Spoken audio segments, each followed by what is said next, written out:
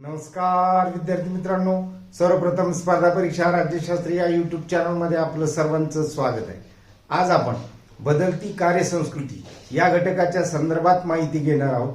या अगोदर सुद्धा अशाच संकल्पना आपण वेगवेगळ्या व्हिडिओच्या माध्यमातून घेतलेल्या आहेत, ज्या की तुम्हाला राज्यशास्त्र हा विषय समजून घेण्यासाठी महत्त्वाचे आहेत।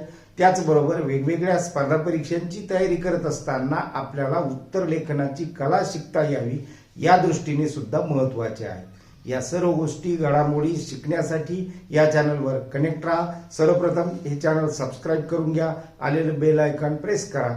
सर्व विद्यार्थी मित्रांना हे व्हिडिओ शेअर करा। कमेंटच्या माध्यमातून तुमच्या फीडबॅकची नोंद झाली की अशाच नवनवीन गोष्टी तुमच्यापर्यंत मला घेऊन येता येतं, त्यासाठीच हा तो प्रयत्न। विद्यार्थी मित्रांनो, आपण पाहतो की आपल्याला अभ्यासामध्ये ज्यावेळेस गती घ्यायची असते किंवा स्पर्धा परीक्षेच्या क्षेत्रात आपल्याला उत्तुंग अशा पद्धतीची भरारी घ्यायची असते, त्यावेळेस आजूबाजूच्या ज्या काही संकल्पना आहेत त्या सुद्धा आपल्याला महत्त्वाच्या आणि समजून घेण्यासाठी त्यासाठी काय करावं लागेल याच्यावर सुद्धा विचार करावा लागतो। म्हणून बदलती कार्यसंस्कृती हाही भाग तुम्ही जर समजून घेतला तर निश्चितच तुम्हाला ही संकल्पना येणाऱ्या कालखंडामध्ये महत्त्वाची ठरणार आहे। त्याचं कारण असं आहे की आपण असं पाहतो की आपल्या सामाजिक क्षेत्रामध्येच नव्हे तर राजकीय क्षेत्र असेल, प्रशासकीय क्षेत्र असेल, कोणतंही क्षेत्र असेल, प्रत्येक ठिकाणी वेगवेगळ्या व्यक्ती वेगवेगळ्या पद्धतीने आपली जी काही कामाची पद्धत आहे ती ते विकसित करत असतात। ती कामाची पद्धत एका निश्चित अशा साच्यामध्ये जरी असली तरीही त्याच्यामध्ये हळूहळू काही बदल होत असतात। ते बदल म्हणजे कोणते असतात? मग आपण पाहतो की प्रशासनामध्ये यासाठी आपण उल्लेख करत असतो कारण की राजकारणाचा डायरेक्ट आपल्या जीवनाच्या बदल घडण्यासाठीच्या जो भाग आहे तो आपल्याला या ठिकाणी लक्षात घ्यायचा आहे। राजकारण हे असं क्षेत्र आहे जे की आपल्या सर्वसामान्य माणसाच्या जीवनामध्ये बदल घडवून आणण्यासाठीचा तो मूलभूत आधार आहे किंवा त्या माध्यमातून बदल घडले जातात आणि म्हणून आपल्याला त्याचा संबंध या ठिकाणी लक्षात घ्यायचा आहे।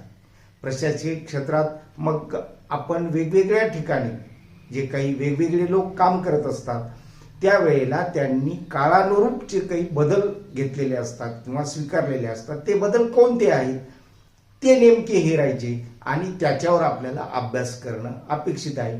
तोच अभ्यास आपण आजच्या या घटकाच्या संदर्भातील थोडक्यात माहिती देऊन तुमच्यापर्यंत घेऊन आलेलो आहोत। आपण असं पाहतो कोरोनाच्या कालखंडामध्ये बऱ्याच वेळेस प्रत्येक ऑफिसेसमध्ये जे काही काम करण्याची पद्धत होती ती होती म्हणजेच तुम्ही घरूनच तुमचं काम करू शकता।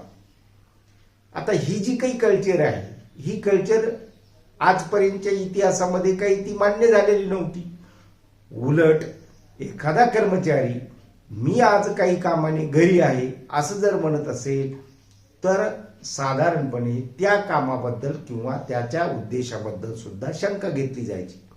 परंतु आजच्या संस्कृतीमध्ये किंवा आज आपण जर एखादा कर्मचारी असे म्हटला की मी आज घरून काम करतो किंवा जे काही ऑफिसचं काम आहे मी आज घरून करतो तर निश्चितच त्याला ऑफिसमधले जे काही प्रशासनाचा जो काही घटक असेल तो सुद्धा त्याला मान्यता देतो। त्याचं कारण असं आहे की परिस्थिती बदलली आणि या परिस्थिती बदलामुळे ही संस्कृती किंवा हे बदल स्वीकारले चाललेले आहेत किंवा जगभरामध्ये या बदलाच्या संदर्भात जो विचार पुढे येऊ लागलेला आहे तो आता स्वीकारार्ह अशा स्वरूपाचा झालेला आहे। हा भाग या ठिकाणी आपण लक्षात घ्यायचा। म्हणून बदलत्या कार्यसंस्कृतीच्या संदर्भात कमीत कमी शब्दामध्ये या ठिकाणी आपण हे विश्लेषण दिलेलं आहे। ते काय आहे तर काळानुसार नियमित कार्यपद्धती त्याच्यामध्ये झालेला बदल, तो बदल सोयीचे बदल त्यामध्ये जे काही असतील ते प्रचलित करणे म्हणजे काळानुरूप काम करण्याच्या पद्धतीमध्ये बदल घडवून आणायचे, सोयीनुसार ते बदल प्रचलित करायचे आणि समाजाला त्यामधून एक सुटसुटीत अशा स्वरूपाची व्यवस्था प्रदान करण्याची हा याच्या मागचा मुख्य उद्देश असतो। म्हणजेच बदलत्या कार्यसंस्कृतीसाठी अलीकडच्या कालखंडात प्रशासन सुद्धा आपली भूमिका अशी निश्चित दिशेने नेत असल्याचं आपल्याला दिसून येतं. मग आपण असं पाहतो की बऱ्याच देशामध्ये जे काही आठवड्याचे दिवस आहेत ते कमी करण्यात येत आहेत, किंवा त्याही पेक्षा कामाचे जे काही तास आहेत ते ॲज इट इज ठेवून कुठल्या गोष्टी आपल्याला कमी करता येतील, वेळेचा अपव्यय कशा पद्धतीचा टाळता येईल, यावर सुद्धा वेगवेगळ्या पद्धतीचा विचार होऊ लागलेला आहे. आणि या ज्या काही गोष्टी असतात त्या स्वागतार्ह अशा स्वरूपाच्या असतात. त्याच्यामुळे प्रशासनामध्ये जे काही बदल होतात, फरक पडतो, किंवा त्याच्यामध्ये जे काही कामाच्या संदर्भात कर्मचाऱ्याची जी काही सकारात्मकता वाढीत जाते ती तर सुद्धा आहेत, परंतु प्रशासनाला वेगवेगळ्या पद्धतीचे काम करण्यासाठी सोप्यात सोप्या पद्धती सुद्धा मिळतात. आणि त्यामुळे अलीकडच्या कालखंडामध्ये बदलत्या कार्यसंस्कृतीच्या संदर्भात जास्तीत जास्त विचार होऊ लागला. आणि तो विचार होत असताना जे कोणी कर्मचारी असतात त्या कर्मचाऱ्याला सुद्धा त्या कामाबद्दलचं मानसिक समाधान मिळू लागलेलं आहे. म्हणून अशा बदलत्या कार्यसंस्कृतीच्या संदर्भात आपल्याला माहीत असावी आणि ती माहिती आपल्याला लिहिता सुद्धा यावी.